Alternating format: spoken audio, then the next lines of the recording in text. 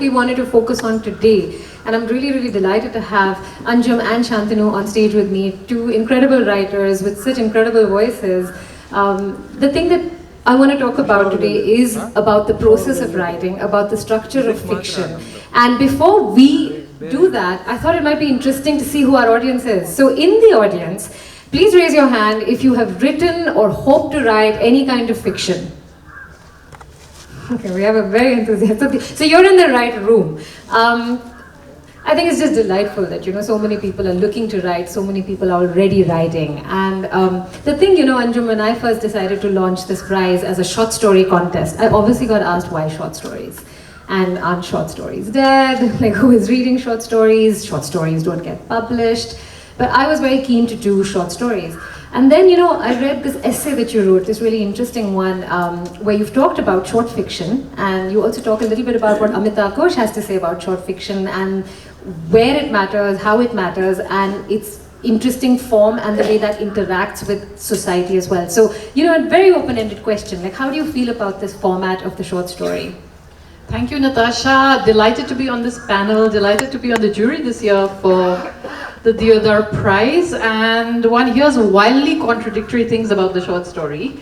On the one hand, you see more and more people writing it, there's more support in the form of prizes. Deodar Prize is a leading supporter of the short fiction form, but there are also other prizes around now. And in fact, just before I got involved with Deodar, I was on the jury for a short story prize only for translated short fiction, which is a lovely compliment, I think, to Deodar, and that's called the Mori Prize. They also do an anthology. So there's lots going on in support.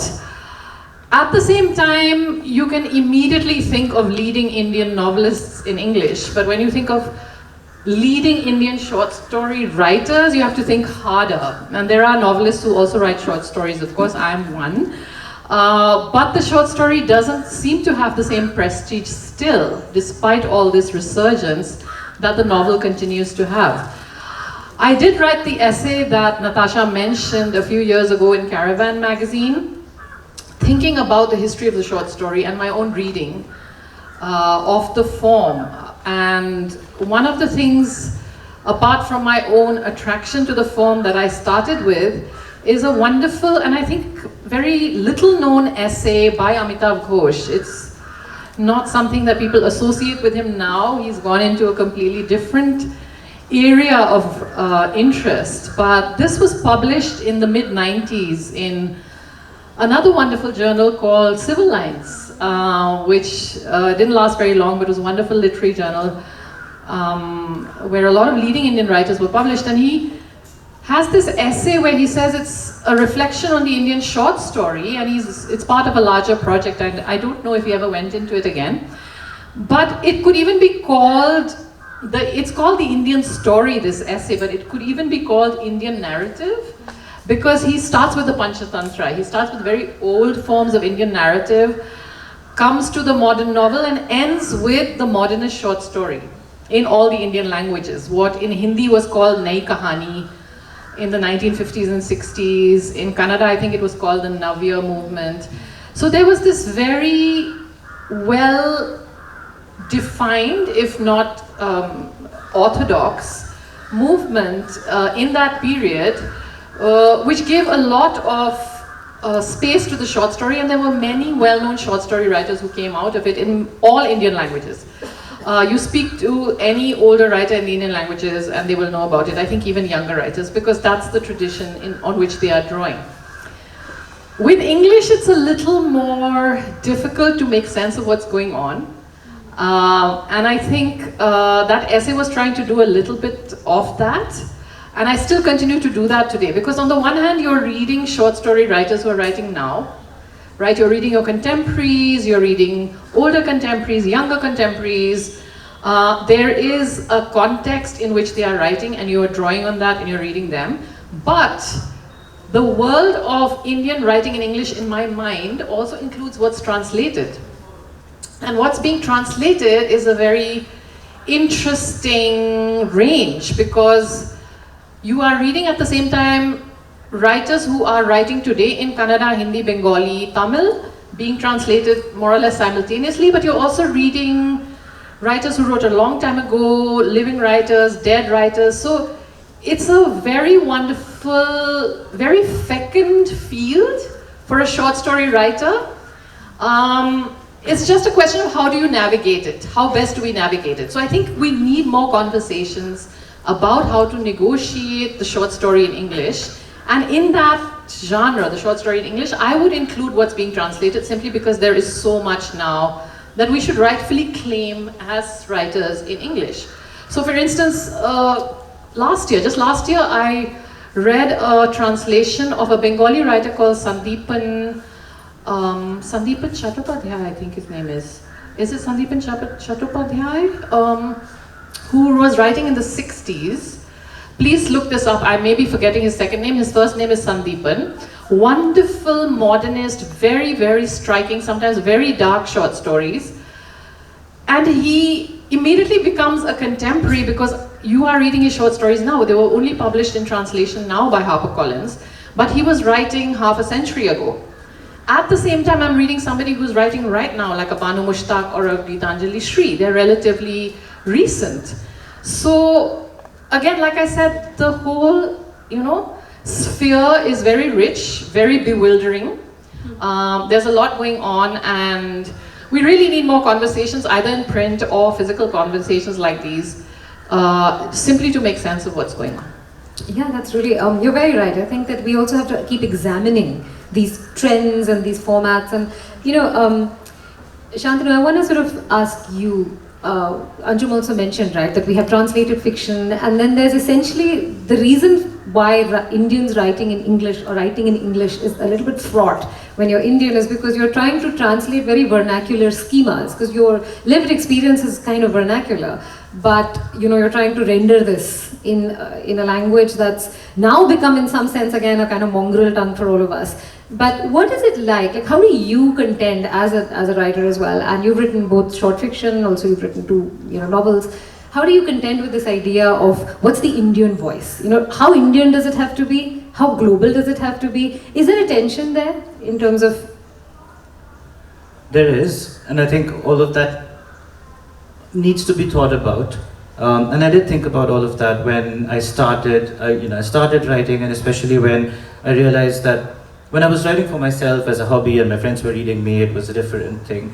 But as I was inching towards publication, I found myself worrying a lot about, is this Indian enough? Is this the right representation? Etc., etc. But I think where I've ended now and where I've kind of I've stopped myself from thinking that anymore, because there is, India being India is so diverse, is so big. It also depends on what kind of time period you're writing about. My novel Deviance, for example, there's 3 different time periods. So there's somebody in Calcutta in the 1970s, and there's somebody, who's kind of moving around in the 1990s, and then somebody in Bangalore in 2024. And they're all very different time periods, very different kinds of Indians in very different generations. Their world is different, their familiarity with the English language is different. So then the dialogue that you render, the interactions, the cultural motifs that you have in those narratives will all be very, very different. So then there is no one standard way of coming at this. And the only way to do this is to really know the world that you are building, really know the characters, really know the story, and then just follow it, and anything that's relevant to the character and the story stays. Anything that's not goes. And that's kind of become my rule of thumb for writing my stories and characters. It's interesting because, as Andrew mentioned, we had this wonderful jury process, and I also do want to acknowledge that it is the emotional labor of jury members, people like Anjum, and then we also had Sivapriya and Rohit who can't be with us here today. But it's those contributions that also move, the community of writing and kind of move these prizes along. So just a shout out for that, if I miss it at the end. But, one of the things that did come up, Anjum, I remember when we were looking at the shortlist. So we had 20 stories shortlisted from a total pool of about 893. There was this thing, right, that there were some stories that were using Indian cultural motifs. And they were mature and sort of it was well written, and yet it was somehow feeling manipulative. while there were others who were being able to do that world building in this very sort of Indian way, and it was working. So do you want to comment a little bit about when does the sort of Indicness get too much, or what's your take on it? Yes, we worry. Sorry. We do worry constantly about what it means to be Indian writers. How Indian are we sounding? Are we sounding too Indian? It's a perennial question and a perennial concern. I think that if we just narrow it down to the idea of the ethnic, because I remember we did talk when we were on the jury about there's some stories that are using these ethnic motifs, whether it's to do with food, cooking, language, dress, whatever. Is there a little too much on the nose, of that sort of signaling? And I think one uses or channels or deploys the ethnic in different ways in writing. And again, I would expand it to include all kinds of fiction, not necessarily short fiction. But there are some writers who are so deeply steeped still in what I would call their life worlds, which are not entirely anglicized, right? And not entirely urbanized. The one writer I can think of who writes both short stories and novels is Mamang Dai from Arunachal. She's a very well-known writer in the Northeast and in the rest of India as well. I think many people have read her. Her short stories are really intriguing because they're almost folk tales. She's channeling a lot of narratives, legends, myths from her community, and yet they're entirely modern stories. So that's one way where you have one foot in a world that it doesn't actually belong to the modern short story, but you can render it as modern. And I think it's amazing that we still have writers who can do that we still have worlds that exist that can be drawn on that way. She certainly is somebody who does that very, very convincingly. So I think that's one way in which you can channel the ethnic. The other way, I think I would call the Fab India ethnic, which is a sort of generic Indian ethnic, where it's almost a way of being Indian without being tied to a particular region or language or space, right? And we, in our cosmopolitan avatars, I think we're all Indian in that Fab India way. There's a wonderful essay by Amit Chaudhary, who is mostly a novelist and essayist, but he also has written short stories, where he says that the Fab India way of being ethnic is a cosmopolitan, and I totally agree with that. And then there's another essay by a writer I also admire called Nakul Krishna. It's a tribute to Girish Karnad, and he says Girish Karnad was a cosmopolitan in this Fab India way because he wore Fab India a lot of the time, and secondly, while he wrote in Kannada, very much part of the Kannada cultural world, he was also a cosmopolitan Indian, drawing on Indian history from various periods, various parts of the country, epochs. So he wasn't Kannada in the sense of only writing about this culture, this history. So that's another way. I think we have that as well, and it's something to be proud of, I think. And then there's the third kind of ethnic which we were worrying about when we were on the jury, where it's a little bit fetishized, right? We think, okay, when I'm losing ground or when I'm losing confidence, I'm not sure what to do, let me throw in some rasam or something. Let me throw in something that's obviously recognizable as my culture. And that, unfortunately, that's very easy to pick out. It doesn't always ring true.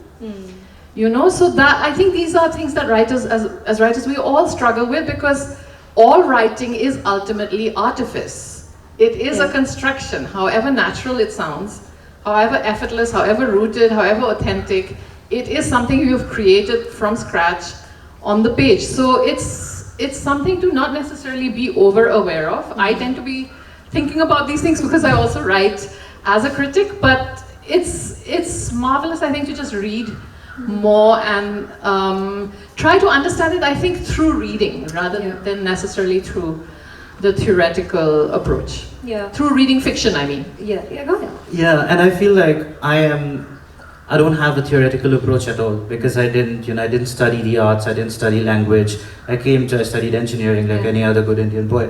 And then How many engineers here? I came into writing as a hobby and then it kind of grew from there. So I don't have any of these, schemas or templates. I haven't even read a lot of the greats. So it was a very kind of homegrown, coming from myself, very intrinsic urge that I was following and learning and unlearning by myself.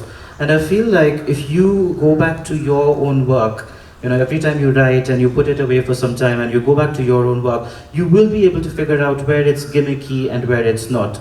And so, you probably are your best critic, you probably are your best sounding board in that sense. You will know where you've put something in because you think that people will, it's fetishized and people will recognize it, and where it's not. I also have to say that, this whole kind of what is fetishized and what is not also has its takers and detractors. So I live in London now and I publish in the West.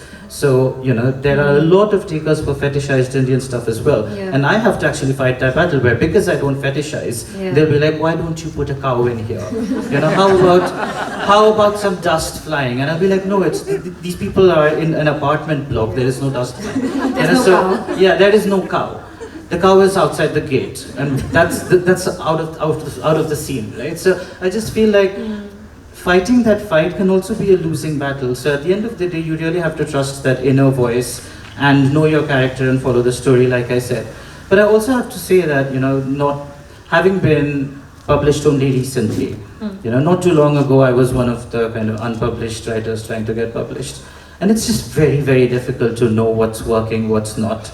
And that's where I think the role of prizes like these, mentorship, advice, any kind of editorial work that you can do with somebody slightly more experienced. Like all of this really helps to hone that craft, which just sitting by yourself, doing this as a hobby, you're just trying to put your work out there and not hearing back from anyone, can sometimes just not be the right way to go about it. Yeah. I think one of the things I'm curious about is this idea, Anjum, again from your essay about, what's the instrument of choice, right? Is a novel the instrument of choice? Is it the short story? And, maybe Shantanu, I'll start with you, because, where is the short story, where is it liberating and where is it difficult? And then where is the novel liberating and where is it difficult for you? And then, I'd love to hear from Anjum. I think I've come to the point where there's almost a bit of a muscle that says that this is a short story and this is a novel. But I started off, when I was doing this as a hobby, I started off with short stories because it's easier to grapple with, it's more kind of, time boxed and so on.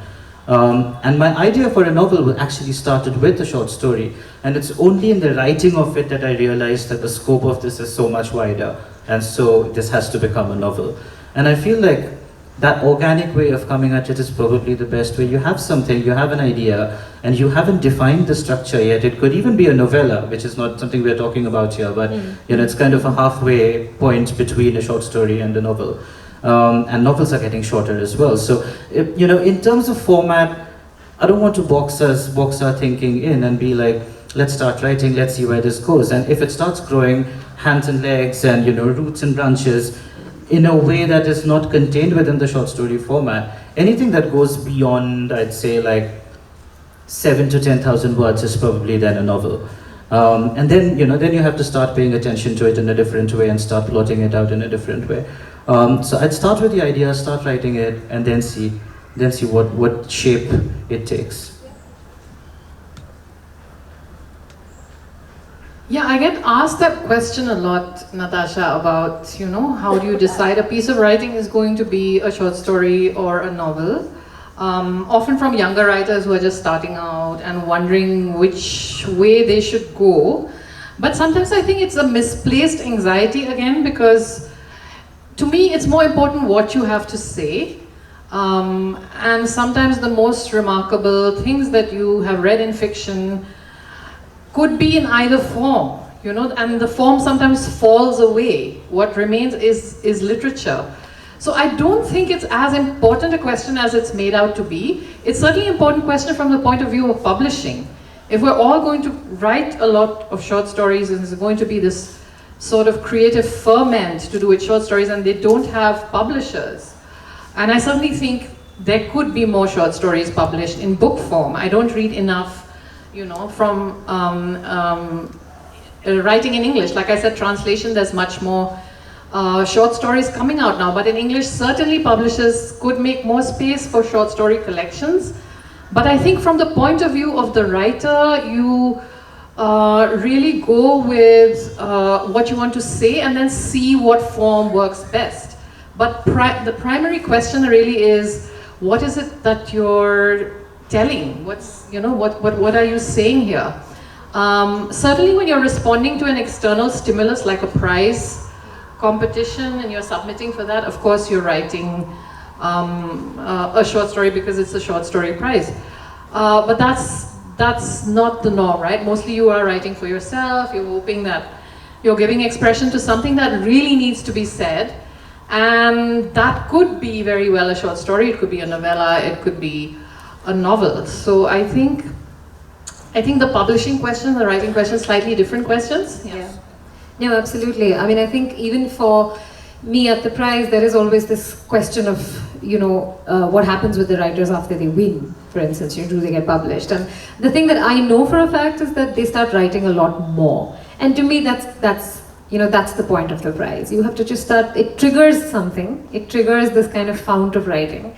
And then, yes, many of them, of course, end up writing novels, you know, so we've had 6 winners, many of them have actually finished novels, some of them get agents. But again, like the idea is really just kind of what are you trying to express? And once you get in touch with that sort of, you know, expression. The thing that I wanted to ask as a last question to the two of you is, what, as writers, firstly, what do you think that writers need in terms of ecosystem, in terms of support? Like, how do we build more platforms and support for them? But I also want you both to share, what would you want today as mature writers? Like, what do you look for, Anjum? Like, you know, Santanu, what do you want from spaces and communities and many other things?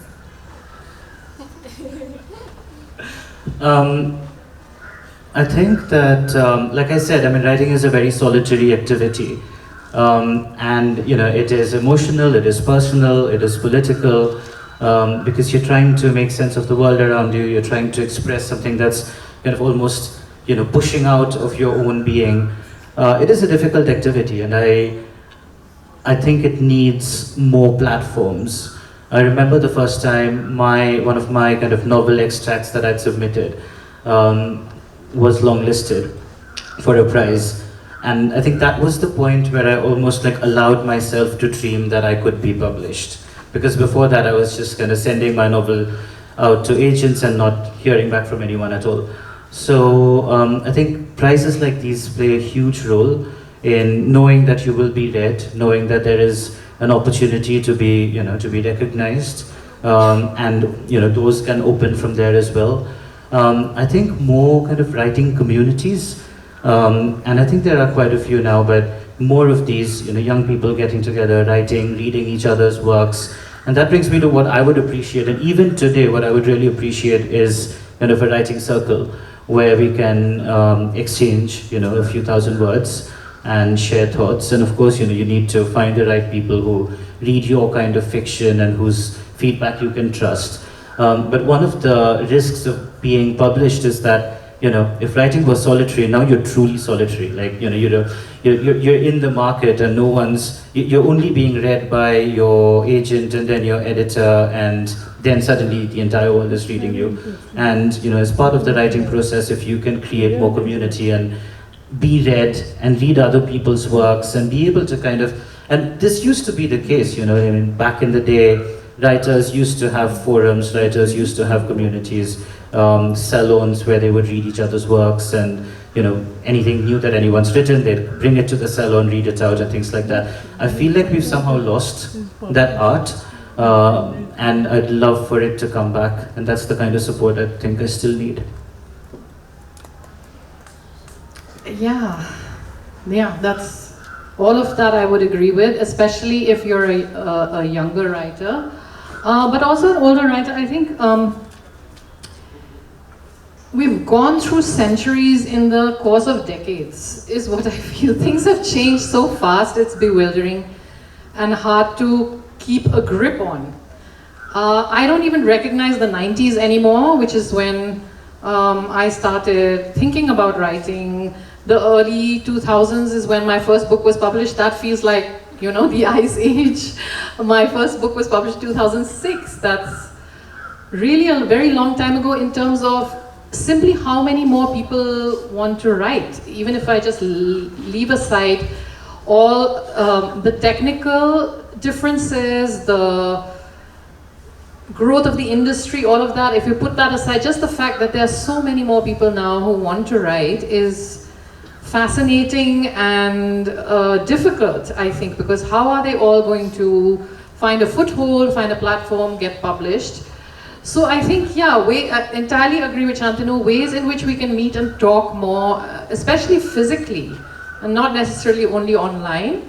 And of course, things are growing in a formal way. There's more creative writing workshops, there's more things for which you have to pay money in order to be able to talk about writing, but the whole idea of the informal meeting of like-minded people you trust meeting to just talk about writing, I certainly benefited hugely from that when I was a younger writer, and I hope that there can be more such things in the neighborhood, in the, you know, in the locality, that maybe it will come back as a reaction to too much internet communication or community, but that's certainly something that would be wonderful.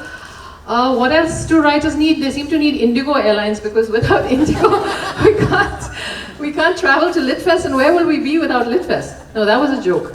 A half joke, because we do need Litfest, of course we do, but, and Indigo. We need Litfest and Indigo, but yes, that's the smaller, the more local, the more meaningful, the conversation, all of those things I think are very critical. And like I said, in answer to your very first question, Natasha, I think we really need more ways to understand how to navigate what's already published and how to read. I'm often asked for suggestions for simply what to read.